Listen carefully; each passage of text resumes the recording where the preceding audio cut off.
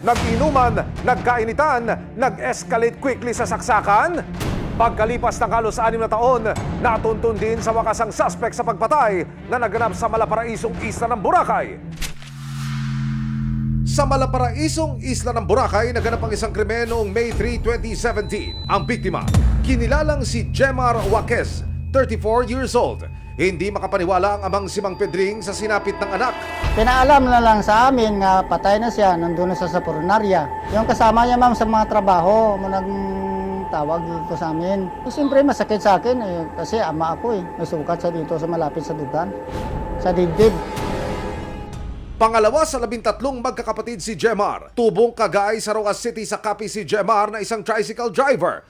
At para kumita ng extra para sa pamilya, namasukan din siya bilang isang construction worker. Kung minsan, nagtrabaho sa konstruksyon.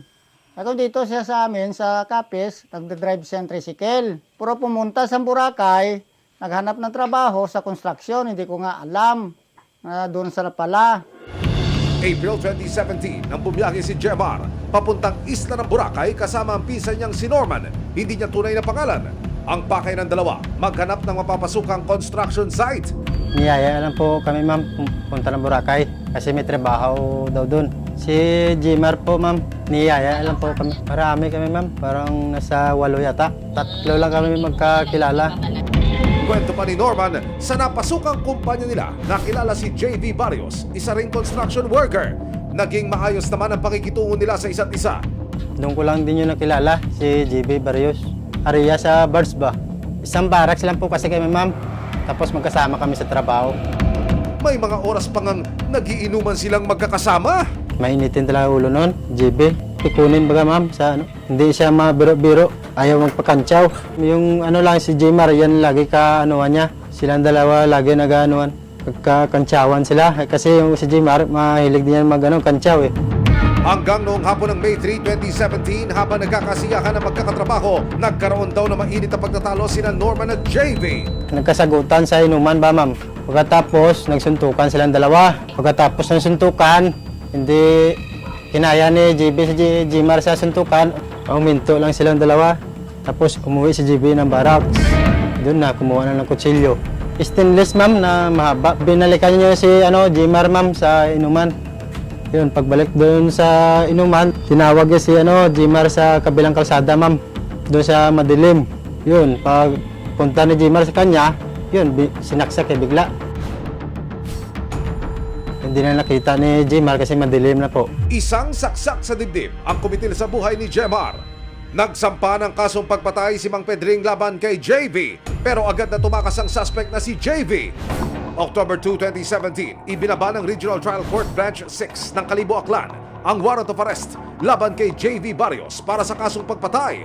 Pero ang suspect hindi na muling natagpuan. Kilala sa White Sand Beaches ang Malaparaisong Isla ng Boracay. Pero sa likod ng pinong-pino at puti nitong buhangin, isang krimen ang tila natabunan. Noong October 2, 2017, ibinaba ng Regional Trial Court Branch 6 ng Kalibo, Aklan ang warrant of arrest laban kay JV Barrios para sa kasong pagpatay. Ang biktima, kinilalang si Jemar Waquez, 34 years old. Pareho silang construction worker. Naging mailap ang suspect at nagpalipat-lipat pa ng lugar na pagtataguan. Makalipas ang higit 6 na taon, tuluyan na kaya siyang makahanap ng mga otoridad? Nitong nakalipas na buwan, isang tip ang natanggap ng Philippine National Police Criminal Investigation and Detection Group, Detection and Special Operations Unit o PNP, CIDG, DSOU. Isang lalaki ang nakita ng mga otoridad sa social media na tila kahawig ng suspect na si JV Barrios. Pero iba ang pangalan ng lalaki. Siya si John Mendoza sa social media. Isang mukha, magkaibang katauhan. Sino ka dyan? Paano nyo sinurveillance to? Meron ba kayong nakausap dito na, ayun yung hinahanap nyo, pakikwento nyo nga sir. Actually yan, construction worker kasi, pumasok na construction worker. So, yun, yung ibang tropa natin, nagpanggap na nagbebenta ng balon. Okay. So, yun, habang nagbebenta puno ng balon doon, nakita nga yung ating subject, ngayon pinicturan niya muna yun para ma-verify namin kung talagang siya yun. Dahil medyo luma nga yung warrants. Inanmanan siya ng mga otoridad hanggang sa makumpirma na ang lalaki na nakita nila sa social media na si John Mendoza. Siya ring suspect na si JV Barrios. Identity reveal, booking ka ngayon! Colonel, ang binabanggit ho, ayon sa initial na impormasyon nag-iba ng pangalan nitong suspect. Bakit niya ho ito ginawa? Siyempre, para i-hide niya yung kanyang identity. Para hindi siya mahanap. Wala na rin sa Boracay ang suspect kundi nasa Arayan, Pampanga na. Pero tulad sa Boracay, nagtatrabaho pa rin siya ngayon bilang isang construction worker. Agad na ikinasa ng CIDG, DSOU ang paghuli sa suspect. Okay, from here, takbo tayo ng Pampanga, Arayat. Katabi nitong 588 shopping mall na to, construction site, nandito ang target. Sa likod ang daanan yan, pupunta kayo sa kabilang ali. Kasi yung lote na yan, lusutan yan eh. Lusutan po ito. At bali, iikot po kami. Ikot. Huwag tayong, huwag tayong bugso lahat na parang lahat tayo nandun. Sa pakikipagtulungan ng foreman ng construction site,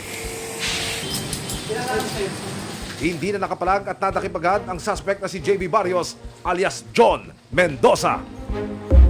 JB Barrios, may mga karapatan mong manahimik, no? Pag sa walang kibo, ano man ang pwede mong sabihin ay maaaring gamitin pabor o laban sa iyo sa anumang korte. Sa panayam ng resibo sa suspect, self-defense lang daw ang nangyari noon.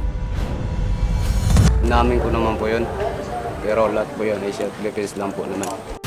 Suntukan po kami, hindi naman po ako sa kanya dahil ang laki niya po eh. Kahit anong suntok ko sa kanya, hindi talaga kahit patulogin. Suntukan lang po sana, kaso pinagtulungan po nila ako, tumakbo po ulit ako. Tsaka bumalik po ako, dala po akong patalim. Yung pumulot po siya ng bato, malaking bato na ipapalo sa akin. Nasalag ko po. Sabay nasaksak ko po siya. Yun po, nagtakbo na po ako. Hindi yun totoo, ma'am. Kasi siya ang kumuha ng kutsilyo doon sa barracks, ma'am. Tapos si Jimar, nandun lang yun sa inuman. Nandun lang nakaupo. Pagbalik ka doon sa inuman dahil na Jimar, may kutsilyo na sandala. Walang dala yun si Jimar na bato. O ano man. Dinala sa Camp Crame si JB.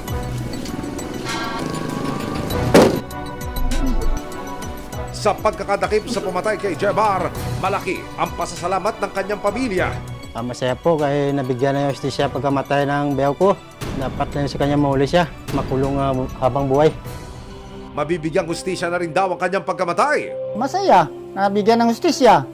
Tagal niyang magtago. Hindi ko na gani alam nga mahuli pa siya. Ay siyempre pagdusahan niya hanggang mabulok sa bilangguan para matuwa dusahan niya yung ginawa niya sa anak ko.